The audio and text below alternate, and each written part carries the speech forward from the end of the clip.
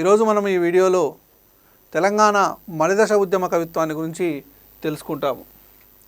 తెలంగాణ మలిదశ ఉద్యమ కవిత్వం అంటే ఏ సంవత్సరం నుంచి ఏ సంవత్సరం వరకు మధ్యలో వచ్చినటువంటి కవిత్వం అని అంటే 1991 సంవత్సరం నుంచి 2014 జూన్ 2 వరకు, అంటే రాష్ట్రం సిద్ధించేంత వరకు వచ్చినటువంటి కవిత్వాన్ని తెలంగాణ మలిదశ ఉద్యమ కవిత్వం అని అంటాము.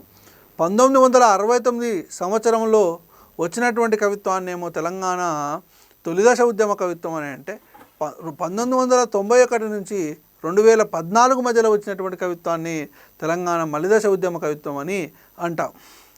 మరి ఇక్కడ తెలంగాణ తొలిదశ ఉద్యమ కవిత్వానికి తెలంగాణ మలిదశ ఉద్యమ కవిత్వానికి అంటే డిఫరెన్స్ ఏంది అని అంటే, తెలంగాణ తొలిదశ ఉద్యమ కవిత్వంలో అంటే కవిత్వం అనేటువంటిది రేఖామాత్రంగా వస్తే, మరి తెలంగాణ మలిదశ ఉద్యమంలో మాత్రము మరి కవిత్వం అనేటువంటిది వరదలా పొంగిపొర్లిందని చెప్పొచ్చు. అంటే ఇక్కడ తొలిదశ ఉద్యమ కవిత్వము మలిదశ ఉద్యమ కవిత్వం చూసినట్లయితే దాదాపుగా ఒక 100 రెట్లు ఎక్కువగానే మలిదశ ఉద్యమంలో వచ్చిందని చెప్పొచ్చు. పాటలు వచ్చాయి, వచన కవిత్వాలు వచ్చాయి, నానీలు వచ్చాయి, అదేవిధంగా ఉగ్గు కథ రూపంలో చెప్పడం జరిగింది, బుర్రకథ రూపంలో చెప్పడం జరిగింది.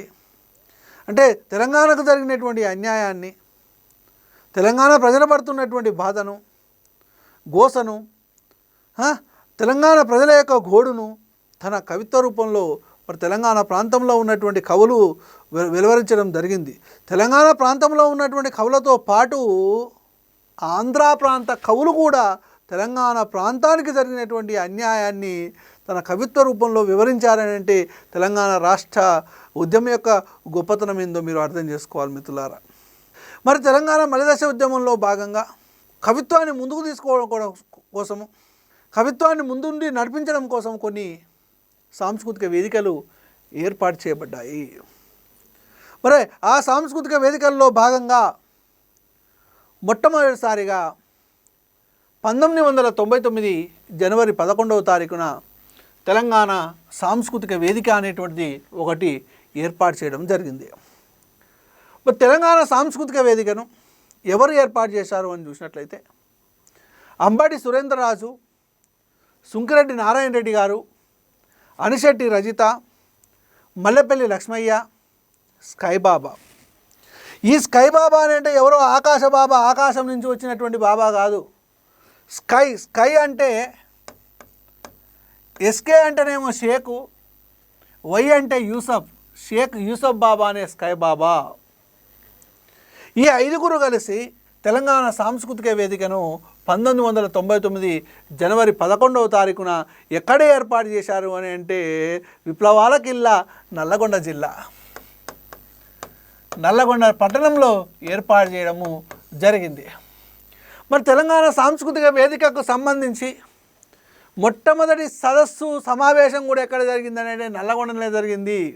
తర్వాత 2001 సెప్టెంబర్ 9 అప్పటికి తెలంగాణ రాష్ట్ర సమితి టీఆర్ఎస్ పార్టీ ఏర్పడ్డది. చెప్తాను, నేను దాని గురించి చెప్తాను. 2001 సెప్టెంబర్ 9వ తారీఖున తెలంగాణ సాంస్కృతిక వేదిక యొక్క 4వ సదస్సు జరిగింది. ఇక్కడ రెడ్డి హాస్టల్లోనో ఇక్కడ జరుగుతుంది హైదరాబాద్లో. ఈ 4వ సాహిత్య సదస్సు తెలంగాణ సాహిత్యానికి దిశానిర్దేశం చేసిందని చెప్పొచ్చు. ఎందుకు సార్ ఈ 4వ సాహిత్య సదస్సు యొక్క ప్రత్యేకత ఏంటి అని అంటే సుంకిరెడ్డి నారాయణ రెడ్డి గారి యొక్క దాలి అనేటువంటి దీర్ఘ కవిత ఈరోజునే ఆవిష్కరింపజేయడం జరిగింది. అదేవిధంగా తెలంగాణ తోవ ఎక్కడ అనేటువంటి వ్యాస సంకలనాన్ని కాసుల ప్రతాపరెడ్డి సంపాదకత్వంలో వచ్చినటువంటి ఈ పుస్తకాన్ని కూడా ఇదే రోజు ఆవిష్కరించడం జరిగింది. అంటే తెలంగాణ ప్రాంతానికి సంబంధించినటువంటి కవిత్వాన్ని ఆవిష్కరించుకోవడం జరిగింది ఈరోజు. కాబట్టి తెలంగాణ సాహిత్యానికి దిశను నిర్దేశించినటువంటి సదస్సుగా మనం ఇప్పుడు 2001 సెప్టెంబర్ 9న జరిగినటువంటి సదస్సుగా చెప్పుకోవచ్చు. ఓకే, తర్వాత చూసినట్లయితే తెలంగాణ సాంస్కృతిక వేదికను ఆదర్శంగా తీసుకొని తెలంగాణ రచయితల సంఘం, వీళ్ళనే తెరసం అని అంటాము. తెరసం సంక్షిప్తంగా. తే అంటే తెలంగాణ, రా అంటే రచయితల, సం అంటే సంఘం. ఈ తెలంగాణ రచయితల సంఘం వాళ్ళు కూడా ఒక వేదికను ఏర్పాటు చేసుకున్నారు. ఆ వేదికకు అధ్యక్షులు నందిని సిద్ధారెడ్డి. తెలుసు మీకు నందిని సిద్ధారెడ్డి అని అంటే, నాగేటి సాలల్ల నా తెలంగాణ, నా తెలంగాణ, నవ్వేటి బతుకుల్ల నా తెలంగాణ, నా తెలంగాణ. నందిని సిద్ధారెడ్డి. వీరులకు జోహార్, అమరులకు జోహార్, మా ఉల్లా రేవుల్లా మట్టి పొత్తిల్లల్లా, తొవ్వా పువ్వుల తీరు అమరులుంటారు, అమరులుంటారు, తొవ్వా పువ్వుల తీరు అమరులుంటారు, మా ఉల్లా రేవుల్లా మట్టి పొత్తిల్లల్లా, మట్టి పొత్తిల్లల్లా. మరి దీనికేమో అధ్యక్షులు నందిని సిద్ధారెడ్డి, కార్యదర్శి వేణు సంకోజు నల్లగొండ. నందిని సిద్ధారెడ్డి గారిదేమో సిద్దిపేట, వేణు సంకోజు గారిదేమో నల్లగొండ. ఓకే, ఈ వీళ్ళు కూడా ఏర్పాటు చేసుకొని కవిత్వాన్ని రాయడము ప్రారంభించారు. తర్వాత జరిగినటువంటి పరిణామాల గురించి చూసినట్లయితే 2001 ఏప్రిల్ 27వ తారీఖున కేసీఆర్ గారు తెలంగాణ రాష్ట్ర సమితిని ఏర్పాటు చేసుకోవడం జరిగింది. అదే టీఆర్ఎస్ పార్టీ, అంటే కల్వకుంట్ల చంద్రశేఖరరావు గారు తెలంగాణ రాష్ట్ర సమితిని 2001 ఏప్రిల్ 27వ తారీఖున ఏర్పాటు చేయడం జరిగింది. మనం డైరెక్ట్గా కొట్లాడితే సరిపోతలేదు. ప్రత్యక్షంగా ఎన్నికల్లో పాల్గొని ఎన్నికలలో సీట్లు అంటే సంపాదించుకొని, అంటే శాసనసభ్యులుగా అదేవిధంగా పార్లమెంటు సభ్యులుగా ఎన్నుకోబడి, మరి ప్రజల చేత ఎన్నుకోబడి మన స్వరాన్ని మరి కేంద్రానికి, మరి ఆంధ్ర ప్రభుత్వానికి వినిపించాలనేటువంటి ఉద్దేశంతో తెలంగాణ రాష్ట్ర సమితిని ఒకదాన్ని ఏర్పాటు చేశారు కల్వకుంట్ల చంద్రశేఖరరావు గారు 2001 ఏప్రిల్ 27వ తారీఖున. మరి టీఆర్ఎస్ పార్టీ ముందుకు పోవాలి, ప్రజల్లోకి పోవాలంటే ఒక సాంస్కృతిక సంస్థ కావాలి, ఒక సాహిత్య సంస్థ కావాలి అనే ఉద్దేశంతో మరి నిజామాబాద్ జిల్లా కామారెడ్డి పట్టణంలో ఒక ప్రదర్శనని ఏర్పాటు చేశారు. ఒక సాంస్కృతిక ప్రదర్శన. ఆ సాంస్కృతిక ప్రదర్శనకి ఏమని పేరు అని అంటే తెలంగాణ ధూమ్ధామ్ అని పేరు. ధూమ్ధామ్ అని అంటే అలజడి. తెలంగాణ ధూమ్ధామ్ యొక్క క్యాప్షన్ ఏంటిదని అంటే ఆట పాట మాట, ఆట పాట మాట. మరి ఇక్కడ ఆటను ఎవరు చూసుకుంటారు? అంతడుపుల నాగరాజు. పాటను ఎవరు చూసుకుంటారు? రసమయి బాలకిషన్. మాటను ఎవరు చూసుకుంటారు? రాజకీయ నాయకులు. అంటే ఆట ఆడిపోయడం అన్నమాట. ఒక టీం ఉంటుంది. తెలంగాణ యొక్క గోసను ఆ పాటలో చూపెట్టడము. అంటే అందాన్ని కూడా చూడా చక్కాని తల్లి, చుక్కల్లో జాబిల్లి, నవ్వుల్లో నాగా మళ్ళీ, నా పల్లె పాలా వెళ్ళి, మళ్ళీ జనమంటూ ఉంటే ఓరన్నో,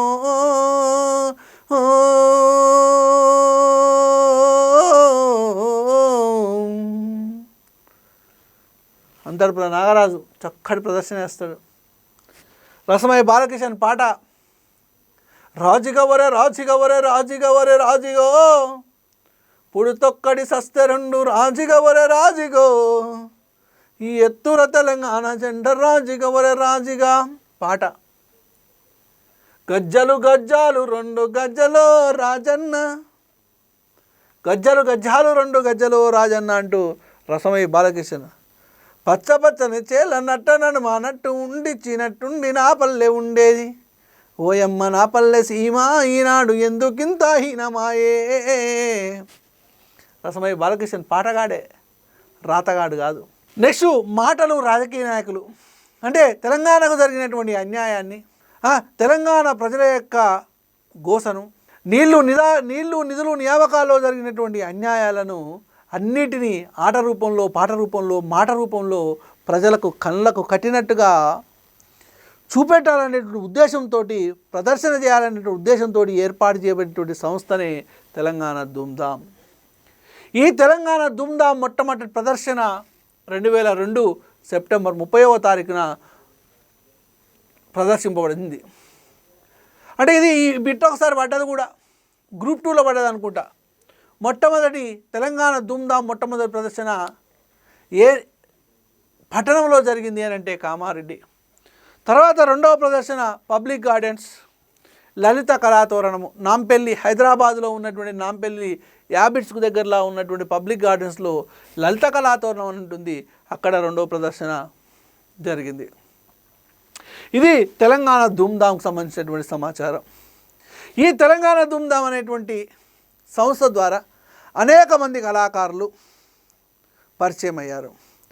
అనేక మంది కళాకారులు తన గళం ద్వారా తెలంగాణ గోసను, తెలంగాణ ప్రజలు పడుతున్నటువంటి బాధను వ్యక్తీకరించడము జరిగింది. మరి ఏంటి, ఎట్లా, ఏదో పాట రూపంలో 2009లో శ్రీకాంతాచారి చనిపోయినటువంటి సందర్భంలో మిట్టపల్లి సురేందర్ రాసినటువంటి పాట, రాతి బొమ్మల్లోన కొలువైన శివుడా రక్తబంధము విలువ నీకు తెలియదురా, నుదిటి రాతలు రాసెవో బ్రహ్మదేవా తల్లి మనసేమిటో నీకు తెలియదురా. అంటే తెలంగాణకు జరిగినటువంటి అన్యాయాన్ని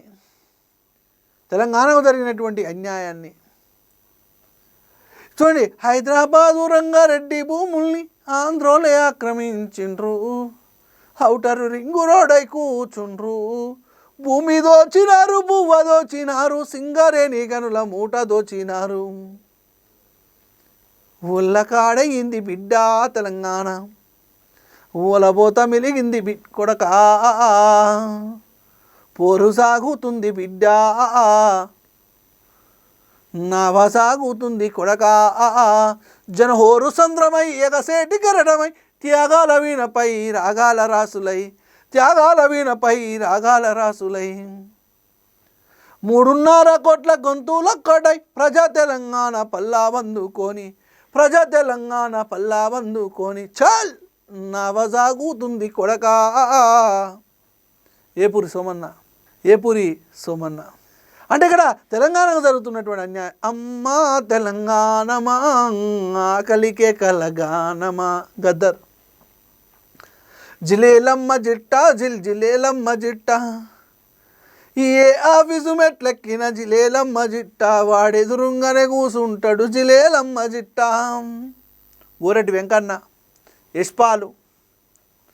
యశ్పాల్, నిర్నాల కిషోరు, విమలక్క, చాలామంది కళాకారులు మరి ఈ వేదిక ద్వారా తమ గణాల్ని వినిపించడము జరిగింది.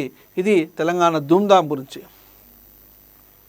తర్వాత చూసినట్లయితే 2008 ఆగస్టు 6వ తారీఖున శ్రీమతి కల్వకుంట్ల కవిత గారు తెలంగాణ జాగృతి అనేటువంటి ఒక సంస్థను ఏర్పాటు చేయడం జరిగింది.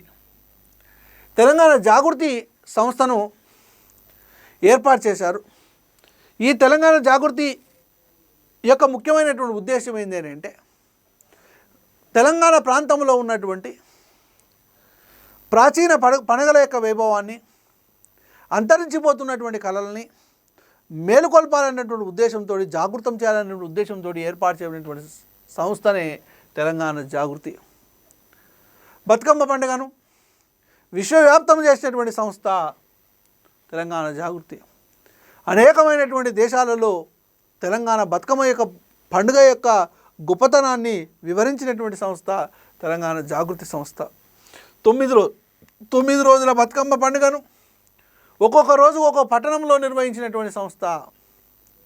2006లోనే ఏర్పడ్డది, కానీ అధికారికంగా మాత్రం 2008 ఆగస్టు 6వ తారీఖు.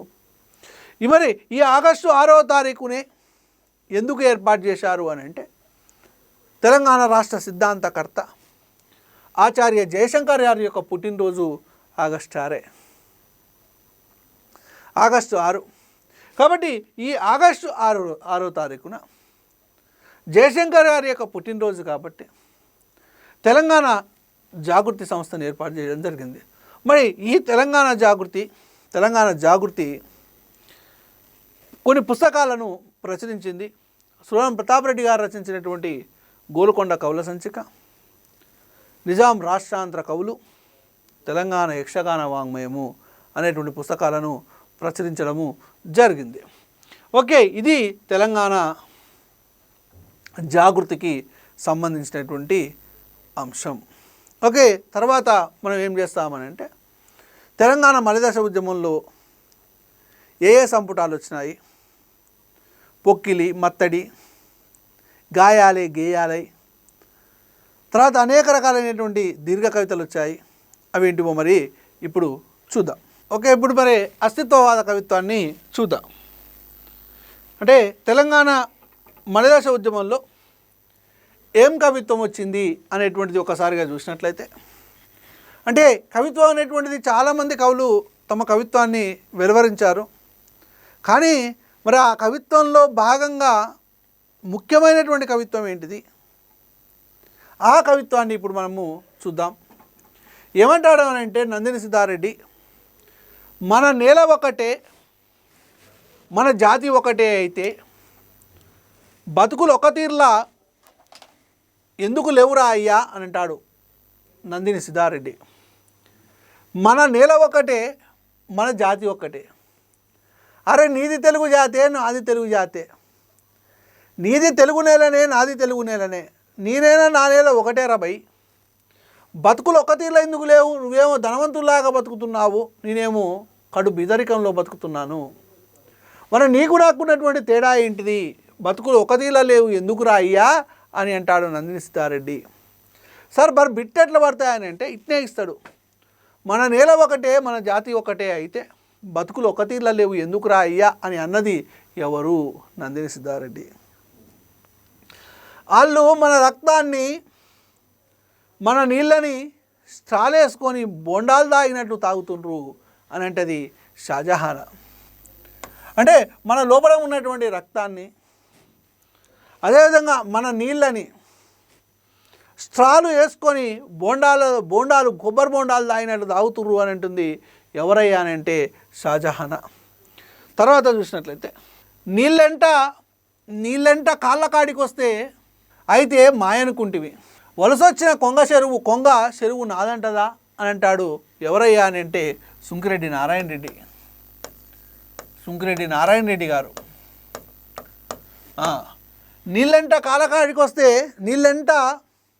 నీళ్ళ పంటి కాలకాడికి వస్తే అయితే మాయ అనుకుంటివి, నీళ్ళు కాలకాడికి వస్తే అవి మాయ అనుకుంటివి, వలస వచ్చిన కొంగ అంట చెరువు నాదంటదంట. నువ్వు వలస వచ్చినవు, వలస వచ్చిన లెక్కనే ఉండాలి. కొంగ కూడా అంట వేరే ప్రాంతం నుంచి వస్తుంది, చెరువులకు వస్తుంది, నీళ్ళు తాగదాని వస్తుంది, వచ్చి ఆ కొంగ ఏమంటుందనంటే ఈ చెరువే నాది, అట్లా ఉంది రాపై పరిస్థితి నీది అని సుంకిరెడ్డి నారాయణ రెడ్డి గారు కవిత్వం చెప్తాడు. తాతలిచ్చిన సారెడ భూమి పైసగొంటివి, కాలువ నీకు వారే, కళ్ళ నీళ్లు నాకు మిగిలే, మా గడ్డ నాకు పరాయిదయింది, చేతుల దాచే రోజు నుండి విముక్తం చేయండి అంటాడు కోట్ల వెంకటేశ్వర రెడ్డి. మరోసారి చెప్తా చూడండి.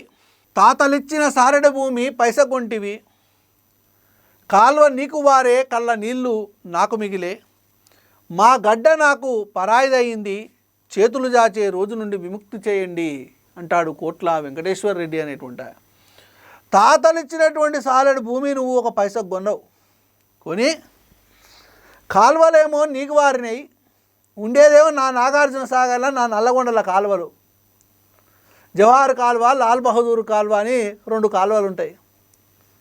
ఆ కాలువల నీళ్ళన్నీ నీకే వారే, కళ్ళపొంటి నీళ్లు నాకు మాత్రం మిగిలే, నా గడ్డ నాకే పరాది అయిపోయింది, నా హైదరాబాద్ గడ్డ నేను ఉందామంటే నాకే పరాది అయిపోయింది, చేతులు జాచే రోజు నుండి విముక్తం చేయండి అని అంటాడు కోట్ల వెంకటేశ్వర రెడ్డి అనేటువంటి ఆయన.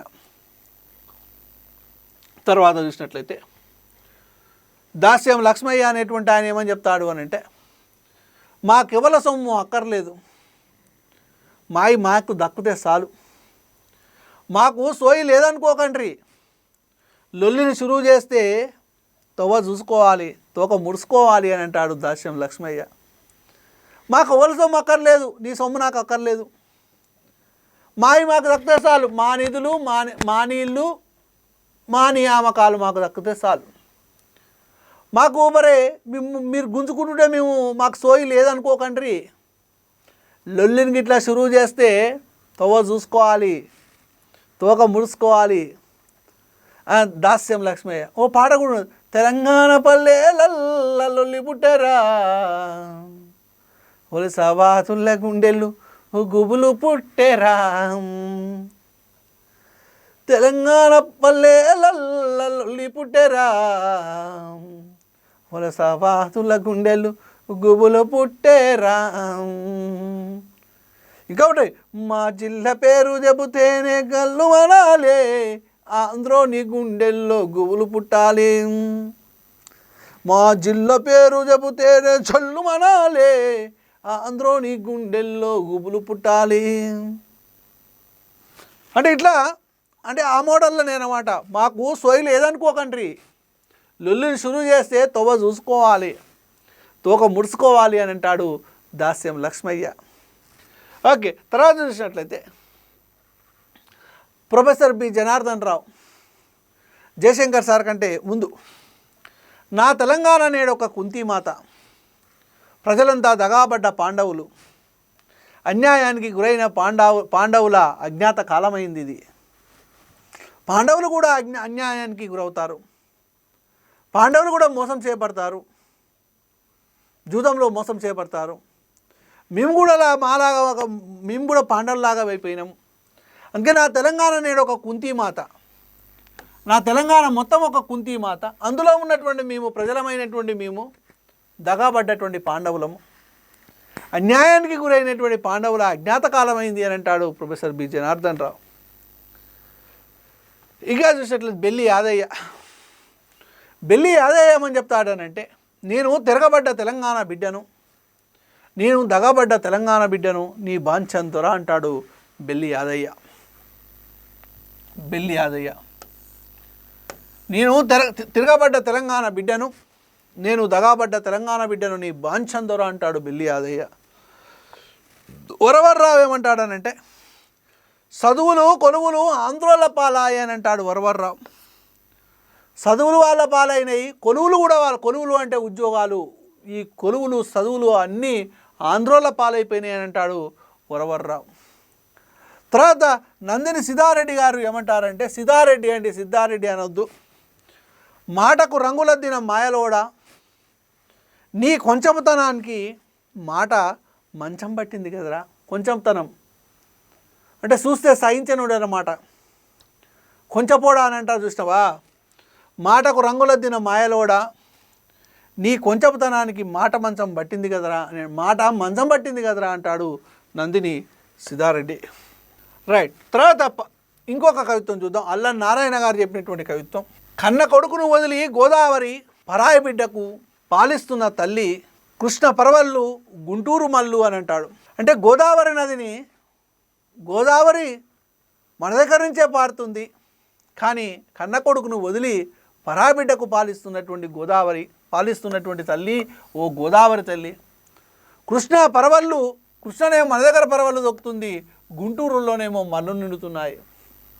కృష్ణ పరవళ్ళు గుంటూరు మల్లు అంటాడు అల్లం నారాయణ. నెక్స్ట్ జూలూరి గౌరీశంకర్ గారు ఏమంటారంటే, నా నీళ్లు నాకు ఇయ్యండ్రా, నీళ్ళ కోసం పోరాట చలమను తవ్వుతున్నా అంటాడు జూలూరి గౌరీశంకర్. నా నీళ్లు నాకు ఇయ్యండ్రా, నీళ్ళ కోసం పోరాట చెలిమలను తవ్వుతున్నా అంటాడు జూలూరి గౌరీశంకర్. తర్వాత అల్లం నారాయణ గారు ఏమంటాడనంటే, 6 సూత్రాలు ఒక అబద్ధాల పత్రం, 6 సూత్రాల పథకం అనేటువంటిది ఒక అబద్ధాల పత్రం, పెద్ద మనసుల ఒప్పందం అనేటువంటిది ఒక కుట్ర అంటాడు అల్లం నారాయణ. ఆఖరికి ఆ క్లర్క్ కొలువులో తెలంగాణలో పుట్టినోనికి ఒట్టి చేతులే మిగిలింది ఒకటే, సీపూరు కొలువు గద్దరు. అంటే ఇక్కడ చూడండి, ఆఖరికి ఆ క్లర్క్ కొలువులో తెలంగాణలో పుట్టినోనికి ఒట్టి చేతిలే మిగిలింది ఒకటే చీపిరు కొలువు తప్ప వేరే కొలువులు ఏవి లేవు, అన్ని ఆఫీసర్స్ కొలువులు అన్నీ వాళ్ళే పట్టుకపోయారు అని అన్నాడు. ఎవరనంటే గద్దర్. గద్దర్ యొక్క అసలు పేరు గుమ్మడి విఠలరావు అండి. ఓకే, తర్వాత చూసినట్లయితే నల్మికొండ బాలకృష్ణరావు అనేటువంటి ఆయన ఏమన్నాడు అంటే, నా మాట తెలవదంటివి, నా భాష రాదంటివి, నా యాసను ఎక్కిరిస్తివి అని అంటాడు నల్మికొండ బాలకృష్ణరావు.